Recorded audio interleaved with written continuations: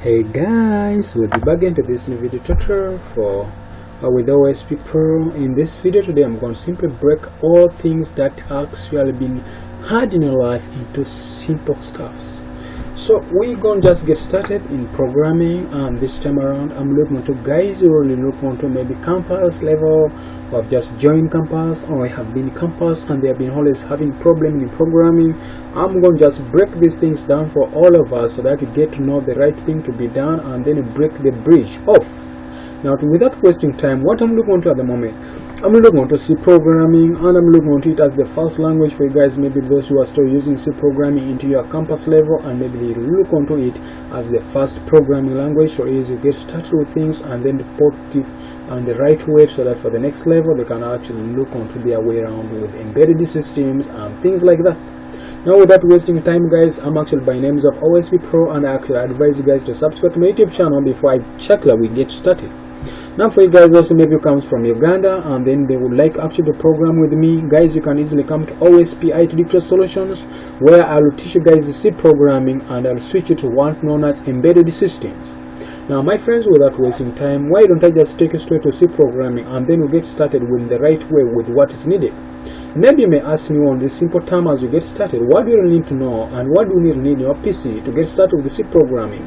The first thing that we really need to put in your mind is that what C program is a language is the first of the procedural language, and two is the compiler language.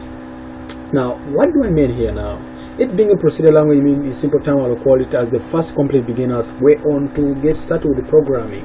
Then on the other way around also, it's being something called the compile language means that we create the source code. This source code of ours is going to be compiled, and after the source code be compiled, we shall create something called the executable file, or what others may call application, which will be ready in position to run in people's computers.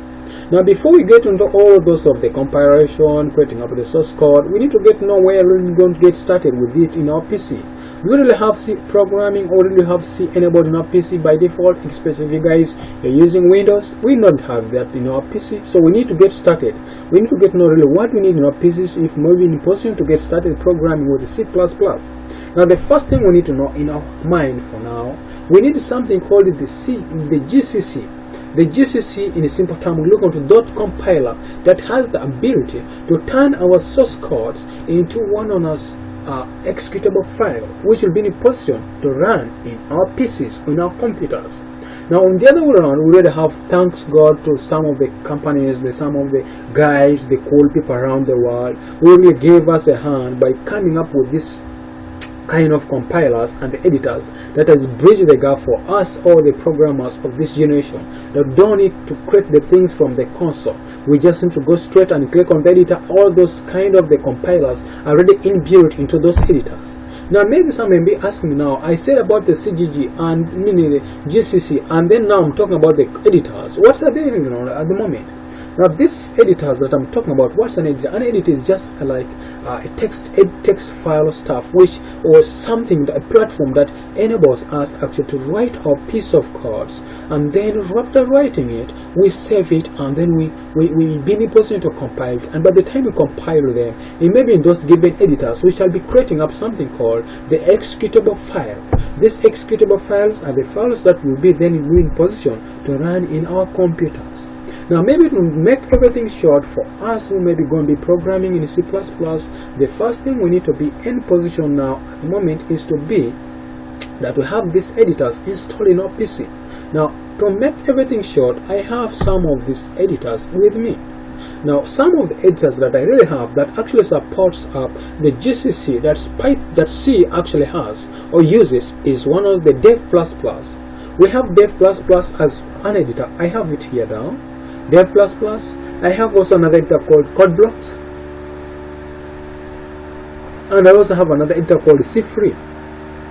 Now, maybe you may also ask me on the other way around, these editors has got to the advantage of these editors is that they don't only program in one language.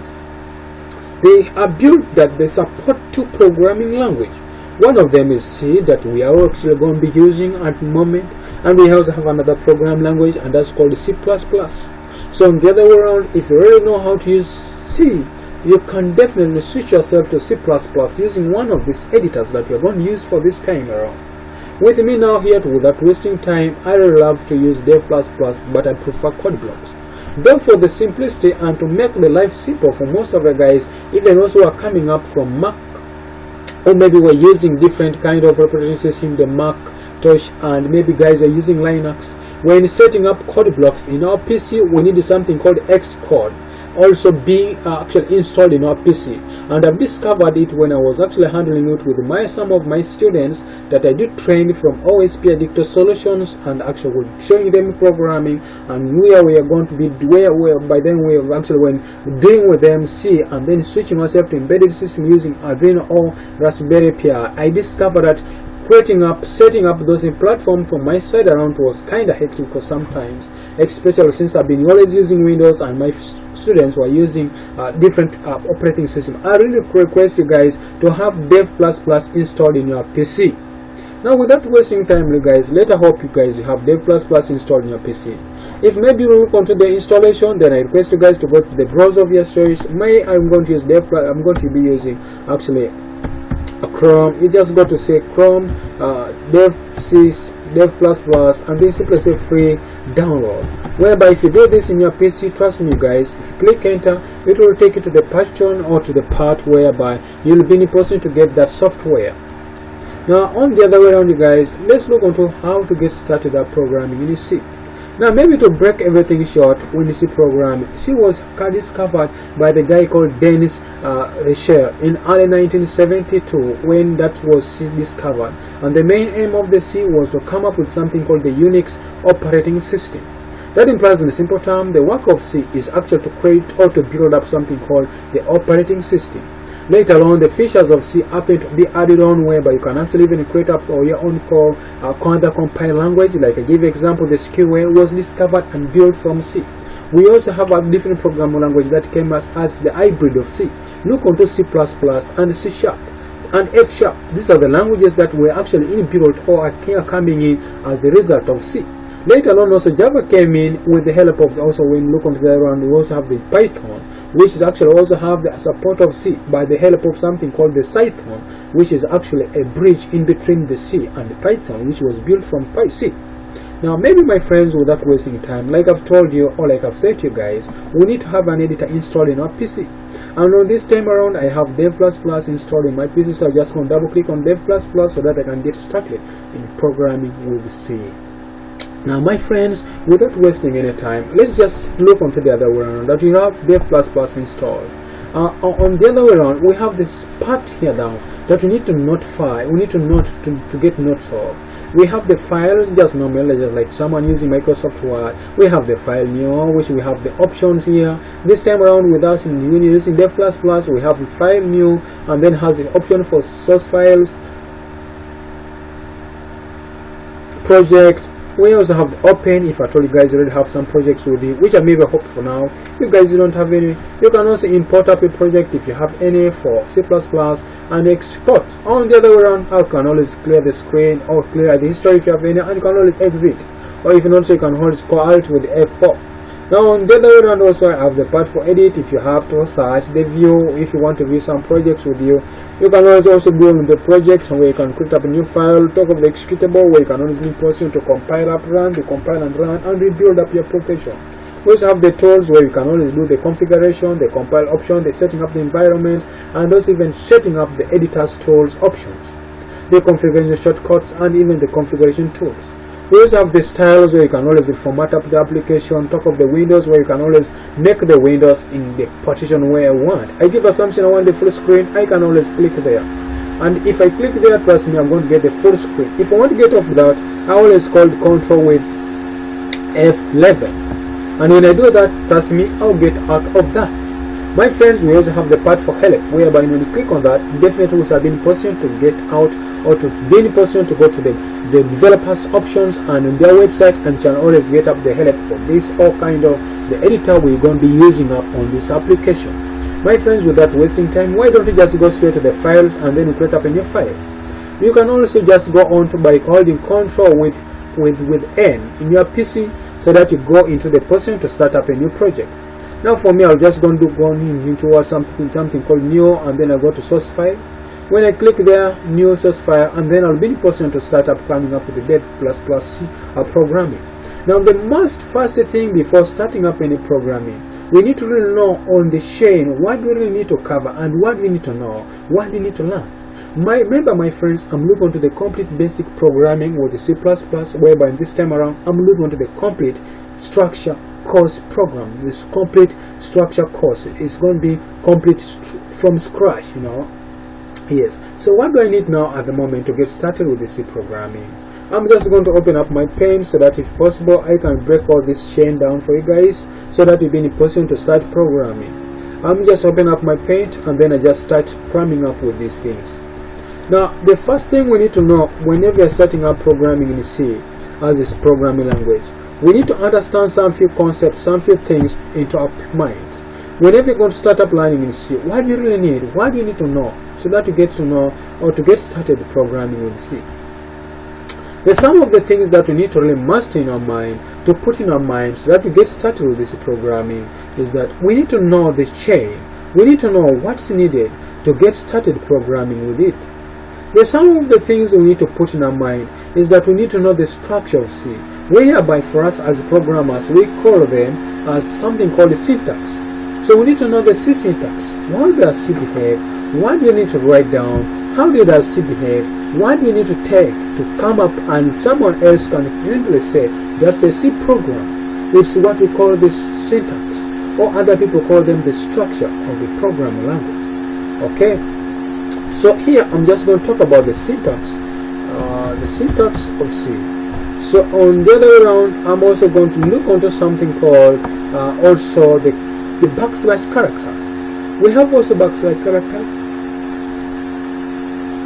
Get me. Just try to write this thing down here. I have something called the syntax for C, where some other people call them the structure for C. You get.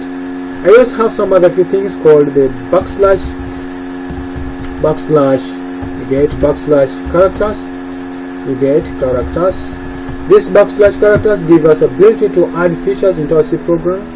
We also have something called comments, which are very, very good whenever programming in C.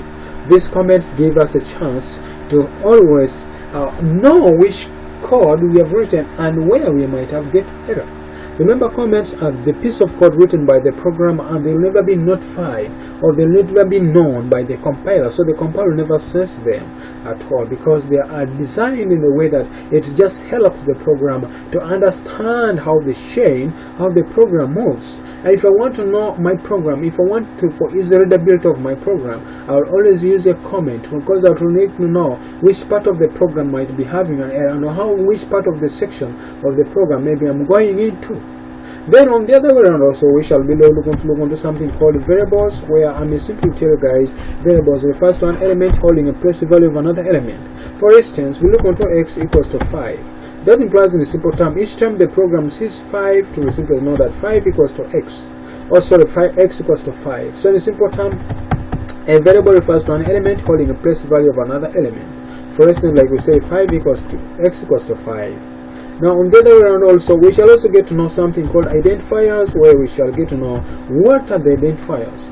Now identifiers simply refers to how these variables are declared, and on the way how they are declared, it enables us to do the right thing. For example, when you talk about identifiers this time around, I'm looking to the variables initialization and declaration.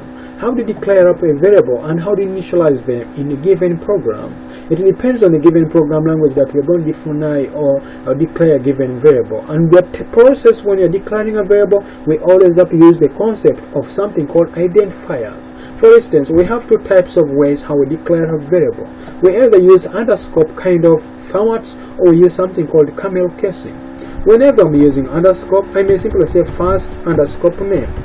Now this asterisk or this kind of minus, we always use shift, control shift, shift with the minus in a piece to get something called underscore. Now that underscore enables us to join two different statements. We don't just give a space in our program. That's not appropriate in whenever dealing up in programming. We always utilize something called no space by joining them using something called underscore. If maybe you don't want to use underscore, you can also use something called camel casing, whereby the first letter of the next statement should be always a capital letter. And at the end of the day, that statement is going to be always different from the first one. Like first underscore name with the first name is a difference to variables defined in our given program. Then on the other way around, we shall also look into something called data types, whereby in a simple term, I may simply say data type refers to the format in which how an element is stored in a given programming language. Like for instance, we have int, whereby for them they store counting numbers and they are presented as %d in given programming language. Remember, data types refers to the format in which how the element is going to be stored in a given program language. That implies in a simple term, we're looking into the program storage on how it's going to be stored in that given programming language. We also have something called float, whereby in this time around the float we'll look into also numbers, but this time around we're looking into counting numbers, and for them they are represented as %f in our programming language. We also have something called double. This also stores numbers, but for this tense around we look into numbers with the decimal place values. Though there's a difference between a float and a double. The difference is that float stores numbers with the decimal place value, but their storage is small compared to a double where the storage is kind of too big. They look into the storage capability of a double and a float. Now on the other way around also we have something called a char, whereby a char for it stores up a single character, and they are presented as %c in a given programming language.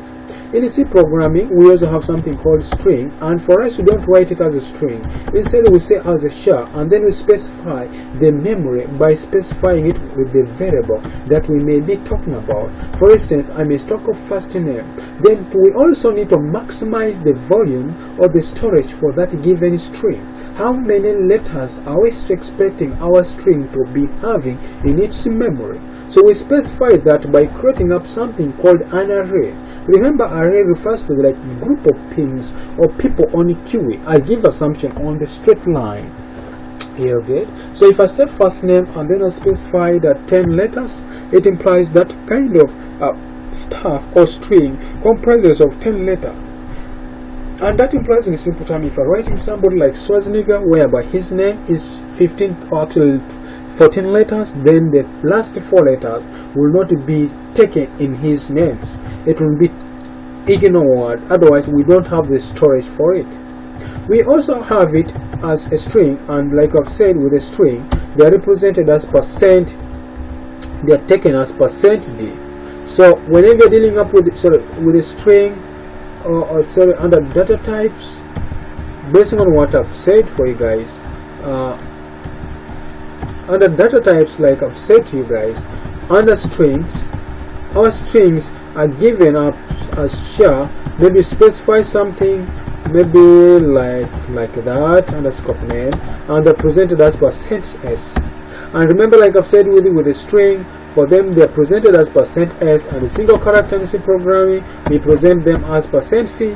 Now also in C programming we have other different data types, like talk of Boolean, whereby for us we test for is it either true or false. So in the program always know that with us in our mind. Now my friends, without wasting time, I think I've already explained to you guys what's a string, what's a variable, what's the data types, different types of data types. I think you guys that's good for now to get us started. On the other way around, also in C programming, maybe mind before forgetting, we just have something called print, whereby print enables us to print up a statement, and in C programming we don't just print a statement like that, we print with a function, and this time around is printf. We also have something called scan, whereby we shall be scanning up the value from the user, whereby from the screen or from the keyboard. And also whenever scanning up this variable, we scan using %scanf, whereby scanf is going to be scanning up from the function, from the variable function, which we're going to understand how to define them. On the other way around, also in C programming, we shall be getting to know other things, things like functions and how to declare them. We shall also look into something called operators, whereby we should get to know how to define operators and different types of operators, like talk of the logic operators, talk of the increment and decrement operators, increment talk of the decrement operators. We have different types of operators: logic operators, talk of the increment decrement operators, talk of the relation operators, talk of the bitwise, talk of the MISC operators, talk of the relational, the conditional, I think the environment, the arithmetic operators. All of those operators, we're going to look onto them. We're going to find a way how we can easily talk to them, the program, to get to understand about our operators. Now again, on the other way around, also in the C programming, we also have other few things that we need to know right now at the moment. We also have something called loops, where we shall get to know how to make a program to print up statement based on the different functionalities and based on what we want the program to do. For instance, I want to make a program that can actually print my names 10 times. I don't need to say print F 10 times. To save time, I just need to create up a loop, which will then make my program loop 10 times to generate or what I need. We also have other things called maybe decision making, where we shall look on to see something called decisions in C programming, where we shall look onto if statements, the else if statement, and the else statement. My friend, after you doing all those stuffs which I've just said to you, and then you bring function within there, and also talk about files there, I think there by now. You can also just need to go into something called union. You also need to look onto something called scope. You also need to look onto something called maybe which one that's, I think that's called arrays. You need to also understand arrays as arrays in C programming. The C programming also supports us into something called pointers, and if you know that by now, I just need to say, my friend, good night and have a blessed day and blessed night for the next day in programming. Otherwise, if you already have this concept within C programming, then the next chapter should just encourage you in is to start down developing up different things, start developing up systems, and start now looking into real world on what you need in the real world. Now for me now, I just simply say, I'm going to train you, teach you some of these things and show you them how to work with it, and then on the other way around, I'll just get started with you guys on something called an embedded system with the C. Now based on what I've just said here, let's go back to our editor and then we get started in real programming. Now my friends, like I've said on the previous stuff on the session, is just to get started with the programming. In the C programming, we always start up a program by typing one as #include studio.h, whereby simply means the preprocessor directive. We are trying to talk with the preprocessor, trying to let you know that please include for our C programming in the standard format. Please, STD does not mean sexually transmitted diseases. We're looking onto the standard.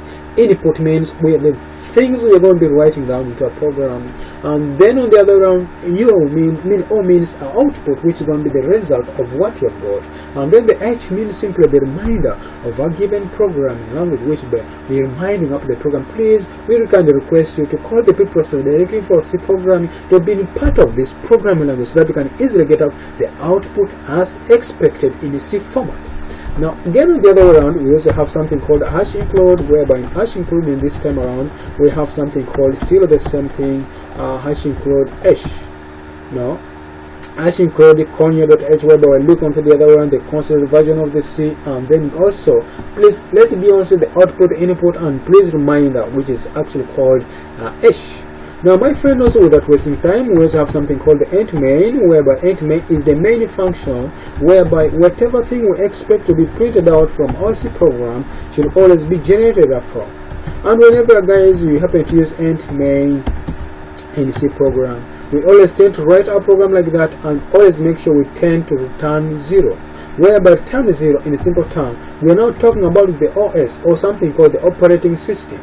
So in a simple term, the OS is good by picking up something called return 0, trying to kind of request in C, please return 0 error for this operating system, or for this time of this building up this program, so that we don't get an error in our compilation.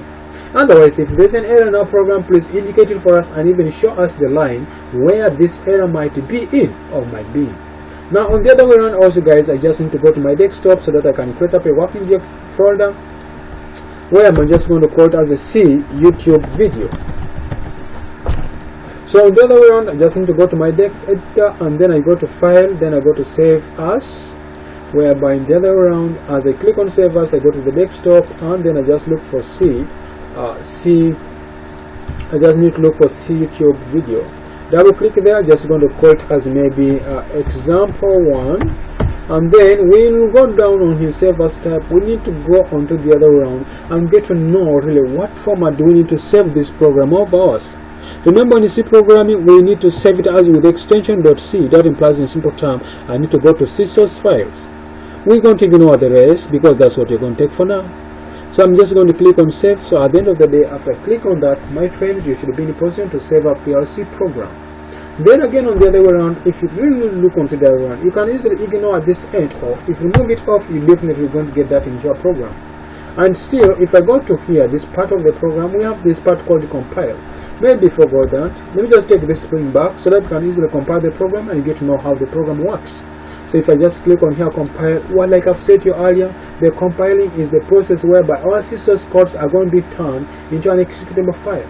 Like for instance, if I try to cross-check this file program, if I just go back into our program here, you just try to minimize this a little bit so that you get to know what's going on. So if I do that for now, and just try to open up our dev kind of C YouTube video, or see, you don't check that we have already created up the one known as the source code, which is example, and now we have got to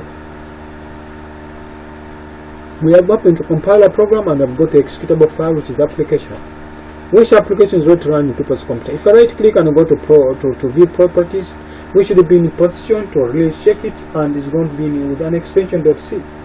My friends, without wasting time, if I just double click here, we just need to get up the new screen and just process and go. On the other way around, that implies in a simple time, if I go to run, we should get up a blank screen, which is just having nothing with the seconds in which the time as the program is going to be active, the time the program took to compile.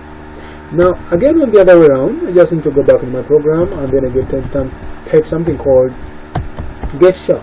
I always like to use getShare because getShare enables me to be in position to get the characters. Now, if I happen to compile this program again, and then I go back to my source code and try to run the source code again, and just click there, we shall get a complete nice black screen. So this video is actually going to be favoring up someone who's going to be making up console games using C, and also guys will be using up C++ to come up with the console games. Because I look onto the other way around, when I look onto the other way around as a teacher or as a person who actually been training up different students, I've discovered that installing Visual Studio into your PC, trust me, you need some good MBs. And I know you guys, some of you guys, as you always know, I always know with the students, they like things for free. Now Microsoft has made things a little bit complicated. So if you guys are going to be downloading up Visual Studio from Microsoft, then I advise you guys to download the community version. The community version, you don't need to pay for it. And the other way around, you just need to make sure you have at least 6 GB of RAM or 6 GB data, 6 GB, or go to connect to any Wi-Fi nearby. If along you guys can access their password, you can definitely go to any Wi-Fi near around so that you can download it, because the Microsoft, they have made the thing whereby you can't download the complete file, because in a simple time it implies you just need to go on and download the executable, then you just going to be in position to download, to start up the download, which will be just installing your PC directly.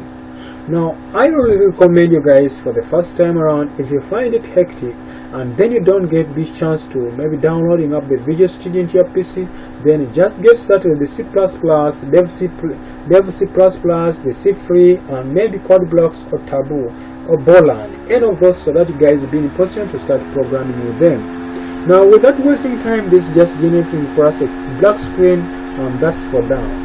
Now my friends, without wasting time, why don't you go back to a piece of course and then you get started. Now this is what I may call the complete structure for C, and if you really have this in your PC, good to go. Now remember, my friends, we already say some few things here. I'm not going to waste a lot of time. Let me just go back here to print a blank screen, like print hello world. We just need to get something called hello world there in our program. And don't forget, in the C programming, to end up a program, always need to type something semicolon. The semicolon just indicates for us that the program ends there. And just need to go to click compile and then try to click run, and then when you click run, definitely you're going to find the program popping up in that way. Now my friends, without also wasting time, why don't I just say now, that's how you actually simply print up a statement into your PC, and then you get the output, which is going to be black screen, and that's it. Now my friends, also, if that's the case for you now, let's just go on. I give assumption, hello world, I really love C programming. If that's the case for now, I really know, if I simply say I really love C programming, Okay, I know some of you guys are really interested in C programming, and that's what should be your expectation. On the other hand, if you try to cross-check this video, if you really look onto the other one and try to visualize it in the other perspective, you'll discover that we expect the first word hello world to be on a different line, the first line, and then the word you really love C programming to be on the next linear line. So, but the output is going to be different based on what we are saying it from this video. Why? This real world and the other world and I really love C programming is not going to be generated for us on the same line. That's the problem we have. So what we're going to do at the moment, we're really going to cross-check this. You see what I'm trying to say about. If I try to compile this program trying to run, we're going to find everything on one line. Why? Because our program is lacking some features, is lacking some ability to bring out some few things out with it. Now, to make this thing work out for us, where we have options, we need to just go on and add some few things called the backslash characters. The backslash characters, we have ones called \n. The \n simply means go to the new line. If you try to add it in your program, try to compile it now and try to get the output, we're definitely going to find the two programs in different two lines. On the other way around also, if you don't want to provide a backslash character there, \n from there, you can provide it at the end of the section of the program. Remember the backslash character, whenever any statement is in front of the backslash character, is going to be definitely pushed to the next line. What I'm going to mean here in this video is that if all they happen to put backslash character within between those two statements, it's just going to break that statement, and anything in front of \n is going to be pushed to the next line. Is what I'm trying to mean for this video. So if it implies in a simple term, if you don't also want to give it there, you can also just come in front of I and then you put it there, and definitely if you try to compile this program again and try to give the output, you're going to find the same output just like I've said to you. So my friends, I think that's good for now, and I think you guys at least now know how to use the \n. And also on the other way around, that will just text us or introduce us into something called the complete backslash characters. And the backslash characters, I'm going to just generate for you three. One of them is \n, and two, we also have \a, which makes a sound for us. If you want to make something called alert, we use \a. If you also want to produce for us something like a tab, if you need a tab, we use something called \t. So let's use this in the real program. For example, I'm just going to simply say hello world, and I say maybe introduction to C, maybe programming. That's the case for now. Okay, and I want it to be a tab. So if I compile this program and then just try to run it like this, we're going to find something like that. But if I want to do it the other way around, I can simply also create a tab in front of that by putting here \t. Now, given there are many plugins, but I'm trying to push my statement to the number of times that I need, you can definitely use \t to the number of times you want in a given piece of line of code. So I think you can see after doing that on my lines of codes, I can easily add more so that I can easily generate more spaces within my program. And if I do that for now, I just going to find my statement nearer to the center, if that's what you want. You can always reduce whenever you want, so that you can always adjust to whatever point of your program you want to generate for the output that you expect. On the other way around also, we have \n, whereby if I happen to add here down in my program and I simply say maybe welcome to maybe programming. If you really cross-check this in our program and try to run it, we're going to get the opposite of what we expect, because our programming is lacking some few features, like the \n. If I happen to add \n in front of my program within there, definitely the program is going to push the next statement to the next new line. Why? This is because we have added up another new feature which is called the \n, and I think you guys can see. On the other way around also, without wasting time guys, we also have \a. The \a, we can put it anywhere in the part of our program. Why? Because it is just going to give us in position to generate something called alert. So if I compile this piece of line of code and try to run it, you're going to get an alert in your PC. I think you have had some kind of sound like that, which is a pop. On the other way around, if you happen to add more \a into your PC, it would be better for you guys who are using Windows 7 and below. If you're using Windows 7, it will give you the number of, it will give you sounds better than the number of \a you have given. But if you're using Windows 8 and above, it will only give you once kind of sound in your PC. So my friend, for now, that implies you guys, you can simply use the \. characters. Maybe something that I didn't explain further is the something called printf. Like I have been last time to inform you guys previously, like that the printf means we're just going to print something, a function. We are printing up a statement on our screen. But if you just type like that into C programming and try to put whatever thing you want to print maybe within there, we need something to enable us to print. If you do like that, we are going to get an error. Why? Because our program does not understand why you're trying to do like that. It's turning up something called unidentified reference to print. Why? Because it is locking up something called a function. Remember, whenever you're running up C program, our C is always going to be running up instead something called a function. So I need to add there something called a printf, so that I'll be in position to start up using C with a function, which is the main function. The main function is this way, start from here, and this is it, ends here. And if I compile this program back again and trying to run it, I think you can definitely see that now we don't have any error anymore. So the other way around, that's the main point why we need to use the what known as the printf. And also on the other way around, we have something called the comments in the C programming. Maybe someone may ask me, what's our comments? And like I've told you guys earlier, comments are just like, lines or piece of code written by the programmer, and for them, they are not going to be compiled, they're not going to be running up on the browser, or they're not going to be executed out as the output. Why? The compiler will not sense them at all. Why will the compiler not sense them? Because they're written the way that they are hidden from the compiler to be known. But again, how do they help up a programmer?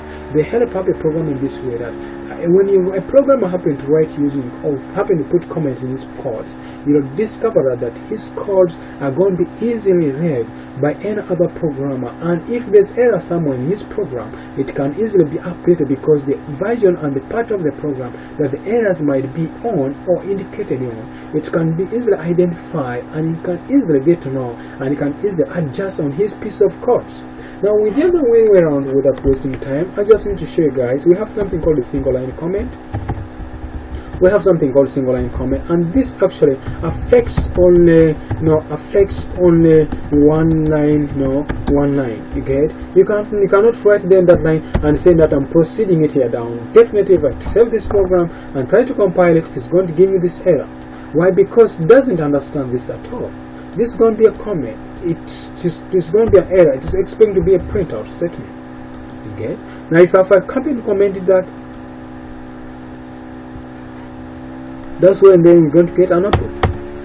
Or that's when the single line comment. We also have something called the multiple line comment, whereby with the multiple line comment we give two multiplications, we give two more asterisk, and then in between that, that's when then we give the multiple or something called the multiple line comment. You get? So with multiple line comment, it affects many lines. You get?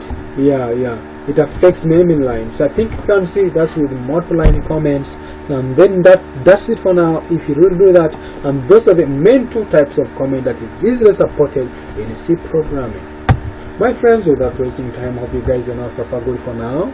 Let me just take again back to the point where I you guys where you came from. So if you really cross check on this video, we really happy to discover some few basic, I always like to explain something so that you guys don't mess up with what next. So I think you guys, if there's any error, if there's any problem so far where we have reached, please can you comment down below, and you can simply tell me the section of the program that maybe you guys might have got an error. On the other way around, also without wasting time, you guys, let's just go and look into something called variables, which we already spoke about on the previous video, and then you get to know how to get started. For instance, if now we're talking about variables, I'm just going to comment there and try to say something called maybe variables. So if you don't know what's a variable, like I said to you earlier, a variable refers to an element holding a place value of another element. For instance, we have x equals to 5. And remember, in C programming, we always end up a program with the same column. But for this variable, for it to work, we cannot just make it run. Because if I go down here and I simply say printf and I say maybe the value, if I say the value for x equals to what? Remember, we said earlier variable is represented by %d, if you guys still remember. But still, if I save this program, we are going to get an error. Why? Because the program does not know how method or what are we going to be using up with x. How is x going to be stored in a program? So it calls us into something called data type. So one thing you always have to know, in programming we always move with the data types and variables. Where we have int, and this int is stored as %d, we have a float like I told you initially is stored as %f, we have a double like I told you initially guys, and I said with you guys that under double, for them that saved as %f still. We also have a shell which I told you guys stored as %c, and we also have a string in C programming like I told you initially. A string presented as something called one massive shell or single character, then you specify up the volume that maybe we need it to contain for us in the program. For instance, if I say first and then I need to specify that, and actually I stored as %c, s means sorry, %s. Now that's with that for now, and that implies in simple term, if since I've said 5, it implies it's going to be one on us a counting number, and I need just to specify that in a program, and then I'll be in position definitely to give that as that. And still on the other way around, if I try to compile this program, trust me, my program is not going to give me the value for x. Why? It's giving me something fake. Why? Because I didn't locate it still on my program as an output. To make that part of the program to really become out of the program, I just need to put there out of the bracket and then I specify with C. So definitely if I happen to come back on this program and trying to compile it, I'll look into that. So if you try to come back to that and I give the value there which is x, and try to compile this program, definitely I'm going to get an output, and if you try to run the program, we're going to get it as value for x is that. Definitely that implies in a simple term, if I try to come back to my program and I try to add more of the value for x like that, and try to compile the program, trust me, I'm going to get the same output as just expected. Now remember my friend, that's with the that's with the count, or that's what with those counting numbers. If I change this number to a float, definitely trust me, the same output, I need to change this %f. If you leave that without changing, definitely you're going to get a 0, or you're going to get an output which is going to be correct. So if you check right now again on the value, if I do that, which is only always going to give us with an extension of 5, 6 values based on the place value. You can also specify the number of decimal place values you want the program to give you. If at all is using the float or double, by specifying it with a dot, and then specify to the number of characters that you would like it to have at the end of the day. If you do that in the program, trust me, it's going to specify that to the 3 number of decimal place value. Why? Because you have happened to give it to 2, to 3. If you happen to give it to 2, trust me, it's going to give it to 2 decimal place values, and that's what is it as I expected. My friends, without wasting time, why don't I say that's good for now? But remember again, like I told you initially, whenever you're dealing up with a string or variables, I've so far spoken with a double and an int. You can also add a double, and I told you double and the float behave the same way, although their storage is what differ. So the number of ways how the way how a float behaves with the double are the same. But the thing is that you guys, you have to know that whenever dealing up with a string, I mean with a float and double, the storage should be big. Okay, without wasting time, let me just move that for now. Then on the other way around also, let me just try to come back on my program and also look into something called a shell, and then I say maybe grade. I give us something talking to the grade of a student. I'm just going to specify that and I give it as that. The other way around, if I say the grade is blah blah, so if I do that, I can just simply say maybe the grade is, I just need to use %c because I told you we use %c whenever you're dealing up with a single character.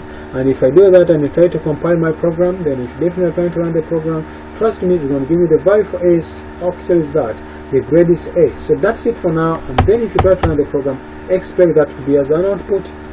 My friends, why don't I say that this is going to be the end of this video for now? Then before wasting time, guys, I'd also first show you guys how to use that.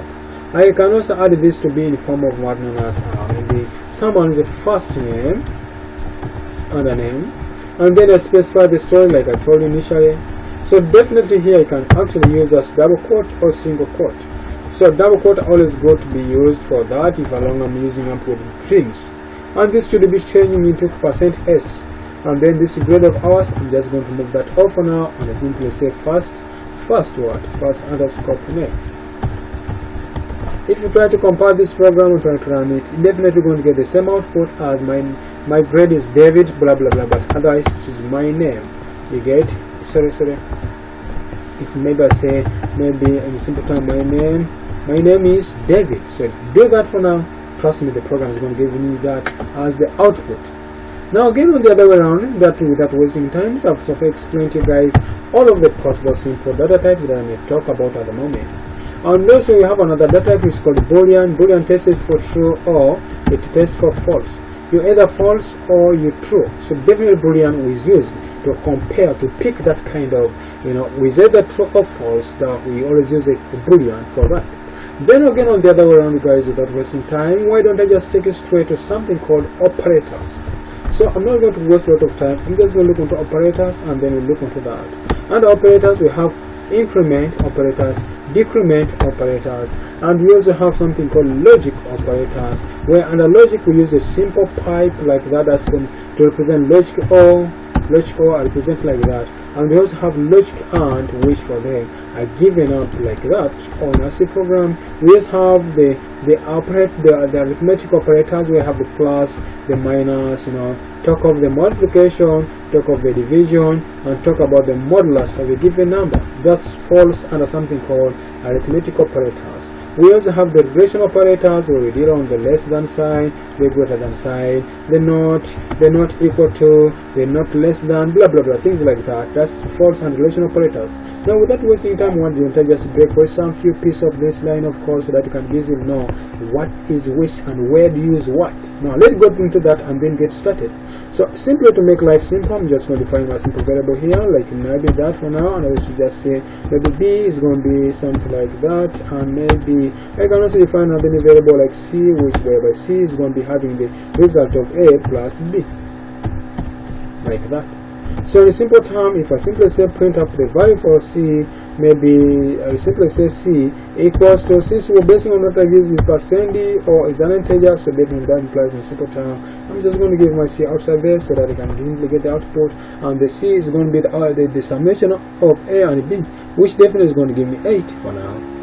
Now, without again wasting time or without talking anymore, this is just a simple kind of stuff, but we need to really bring something called a condition into our statement so that we can get an output. Under conditions, we have the first two things which I'm going to generate them here. One is the if statement and another is the else statement. The if statement is always something like maybe I'm going to school to study and I find the teacher I need to study, else I go back home. Or if at all I go to school and I find no power, I will not study, otherwise I'll go home.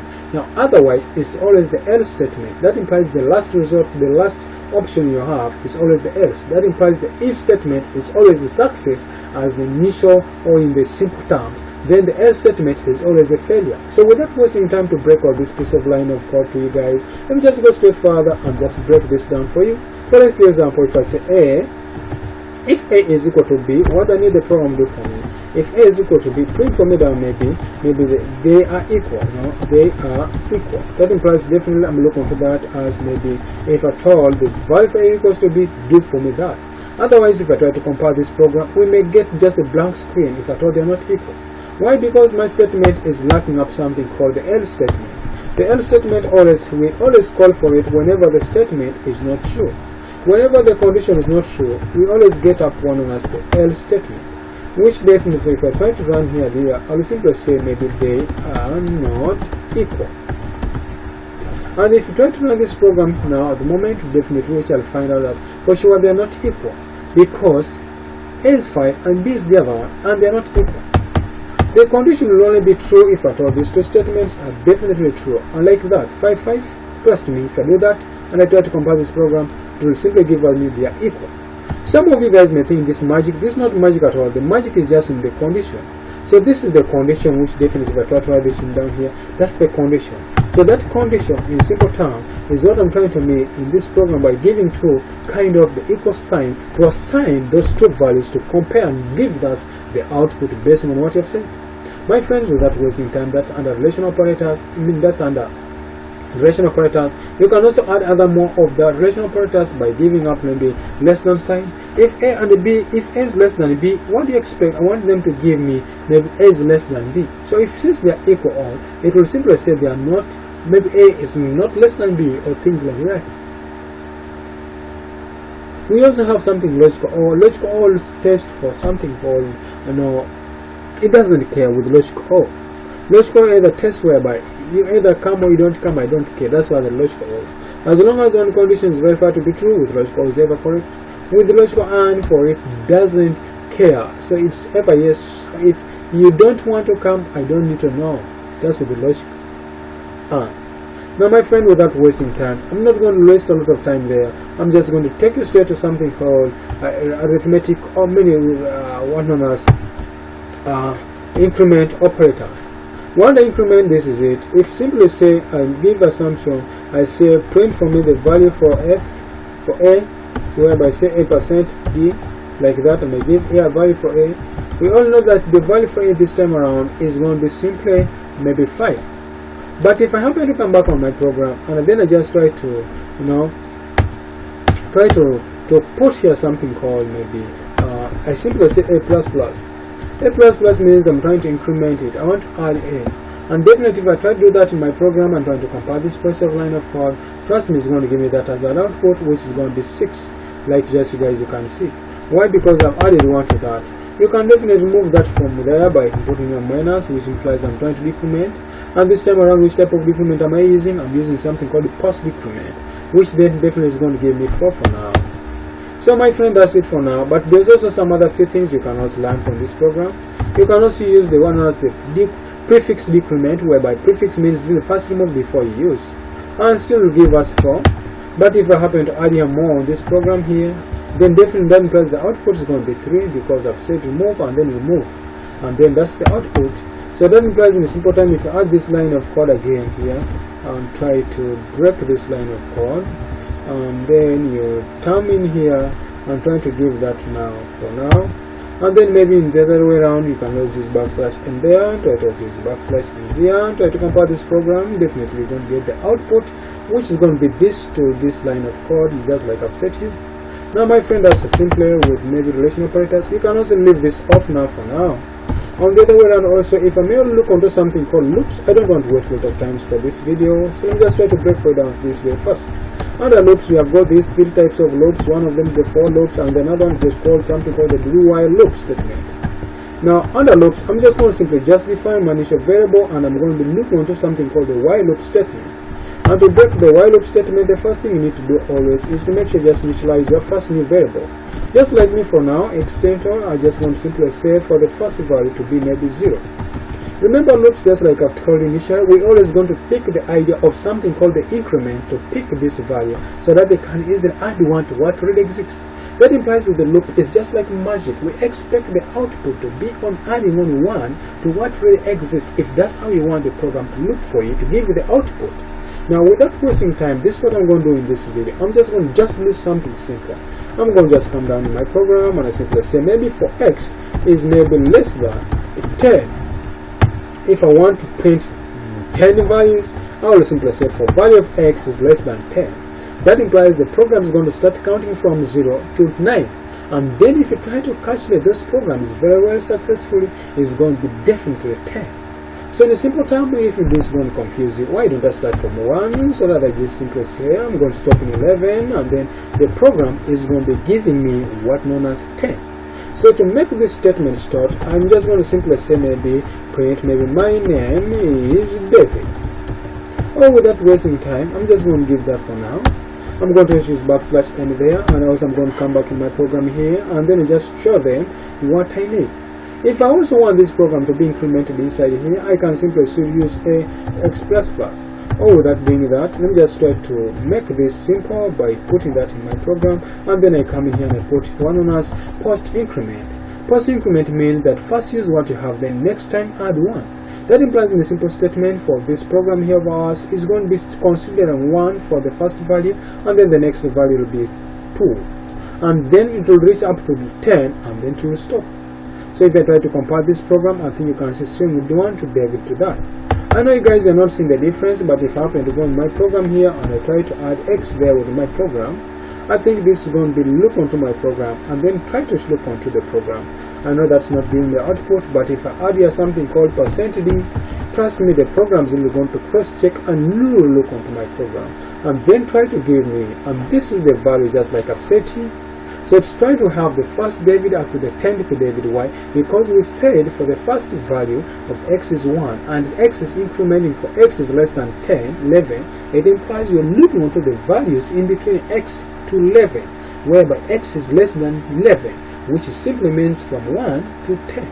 So simply that's how the program tries to look into the statement and then try to pick the conditions and then generate the output.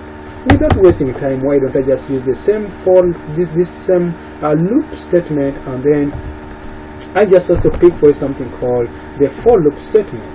So I've just happened to comment that piece of line of code of ours, and I'm just going to use something called the for loop statement. Now with the for loop, this is what we do. With the for loops, you don't need to initialize this variable around here. What we need to do, we just need to go back in a line of code, and then we just do this. So we just need to initialize value for x, and we just know value for x equals to nothing, and then on the other way around, we just going to simply say for x equals to 1 minus 1. Then we just need to initialize the value of x for here, where x equals to 11, and then we need to say for x plus plus. It implies in a simple term, as we do all those types of statements, the for loop statement is simply the shortcut of the while loop statement. So if I happen to come back on the same piece of line of code and try to generate the same output, trust me, that's how the program is going to be. So if I try to compile this similar line of code, I've said for x equals to 1, for x less than this, and for x plus plus, just try to check this on my lines of code very well. What's the problem for x is that? Let's check that very well. So I've said for x equals to 1, for x did that, so for that, that's just full column, semicolon. And if I try to compile my program and I try to run it, trust me, we're going to get the same output just like I've said to you in the for loop, in the while loop. Let me use the same statement as I'm using for you guys here. So I'm going to do the same statement using something called the do while statement, or the do while loop. So this is what happened with the do while loop. With the do while loop is the long term for something called the for loop. So do while loop, like that. So how do you use the do while loop statement? I just initialize my variable x, and the x for now, x equals to 1, so I just blow the idea now again back here. So I'll just say do, like that, and underneath while here, that's where I'm going to expect to give the output like that. So it's going to be having that. So for now, that's it. And I'll simply say for x is less than 11, so for now, x equals to less than 11. Then in between here of our statement, I just need to get the output, whereby here I'm just going to generate up something called the output, whereby our output now is going to be that. Then on the other way around again on our program, I just need to give something called the x plus plus, because I need to generate up my output, and that output of mine is going to be generated based on that stuff, like that. So if you try to compile this piece of line of code and try to generate the output, trust me, you're going to get the same output as the result expected from the previous part of the video. So that's it for guys. That's it guys. So if you try to proceed with that, trust me, you're going to get the same output in our program. So some of you guys, I know now you're getting tired because the video is getting 1 full hour. So it's kind of hectic because the complete piece of line of code that we really cross check now at the moment, right from the complete structure or the complete beginner's point where we had on the previous video to the point where now we have on this section of the video, we really have another few steps that we need to put into our program to generate the complete output, expecting maybe the previous section of the lines of code. Now we really reach into the part of the loops whereby now we really have the complete part of the program in us. So I expect you guys to generate up the same thing right from the for loop statement, the while loop statement, which you have the for loop statement, and then the do while loop statements, which now we have. So I hope you guys can always use that conditions to come up with the output as expected from you guys. Now maybe again on the other way around, what I may just try to talk on this section of the program as I'm trying to finalize my piece of lines of codes. This what I may try to talk now back now in my program. What I'm just going to be doing now at the moment is just now to customize up our program to bring something new called functions. Now in programming we have some few things that we always need to put in mind. We'll look onto the code customization that the person going to look onto our program tomorrow time to come to use the program and then give the output expecting from the complete results. Now remember, if you're going to be making up a program and maybe programming up something that maybe guys you're going to be utilizing for the next features, for the next years, for the different people to come up in your program or to be reviewing up your program, we need to look into something called the functions. Now, what are the functions? The functions enables us to customize up the main function in the program, and then the rest of the programs are going to be printed out from the output, I mean from the out of the main function. But if you want them to be printed out as the output, we just call the function inside the main function, whereby for us now here, the main function is this part of the code is the main function you get from our main syntax. So we need to declare our function from here out. So you need to initialize your variable of the function. You need to define your function there. Like for me now, I'm just going to simply say my function is called int, and I just want to say maybe add, whereby add in a simple term is the function you get. So I just initialized add. That implies maybe I'm going to be adding up two values. I'm going to be valuing up maybe the int numbers, int x and int y, whereby in a simple term I'm going to get the output. You can easily go back into your program here and simply say int x and then maybe say int y if you want that in your program. It's actually good to initialize like that if you want. But though, for the complete beginner session, for the complete beginners in this video, I'm not going to be using that for this video. I'm going to be showing that guys in the next video. Now that implies in a simple term on this video, the first thing I'm going to look into is really how do we actually add the complete part of the codes generally from this part of the section of the program into the next piece line of the code called in the main function. So I'm just going to leave my function there, and then I just do something called a declaration of my variable, or calling up declaration of variable. So I just need to declare my variable from here so that I can definitely call for it. So I just need to know we have something called int add from the previous section of the video, and this here down I can just simply say I'm going to call my variable, like for example variable x. So then guys, in a simple term, I'm defining up the new variable x outside the main function, and I'm giving it the value of 5, maybe the value to be 8.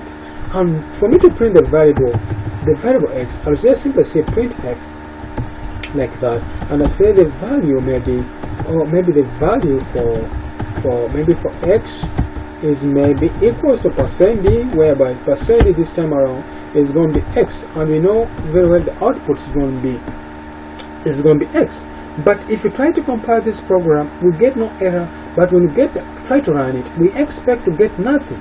Why? We already have declared a function, we defined a function, we initialize a function, but we have not called the function. You get? So where do we call the function? Whenever you're programming to call the function, we call the function inside the main function, whereby in our case this time around, the main function is the main input. You get? From where we have the curly brackets, in it here, this way we're going to be giving up the main function of a given program. So this one I'm going to be doing for now. I'm just going to go back to my program here, and then I just initialize, call the function, and I just call the something called add. That's enough for now. So if I just do that, and I think you can even see it's just calling for that class called add, and that's it for now. So if I compile my program again and try to run it, it's just going to print from the output and say the value for x is 8. So my friends, thank you for watching this video, guys. I hope you guys will love it. I'm so happy guys are going to know. I know you guys are going to love it. Now again, on the other way around, you guys who happen not yet subscribe to my YouTube video, please make sure you subscribe to my video, so that subscribe to my YouTube channel. Please subscribe to my channel so that you guys always get chance to be updated to the next new videos that I will be always been posting to upload into my YouTube channel. So guys, thank you guys for watching. May God bless you all as you subscribe to my YouTube channel, as you bring in your friends. So guys, let us take this thing to another level. Now remember, the next video I'm going to be showing up the remaining portion of the lines of codes, the main part of program which are left with, like talk of the decision making, like if statements which have not yet gone with. There is even another thing underneath the decision making.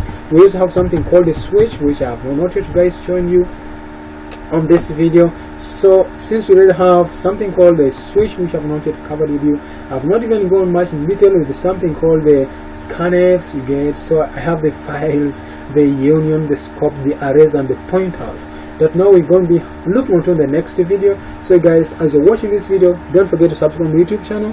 Otherwise, I wish you guys a lovely weekend. lovely day, you know, as you guys are programming. So may God bless you all. Love you all. Thank you for now. Thank you guys. Love you all. Thank you.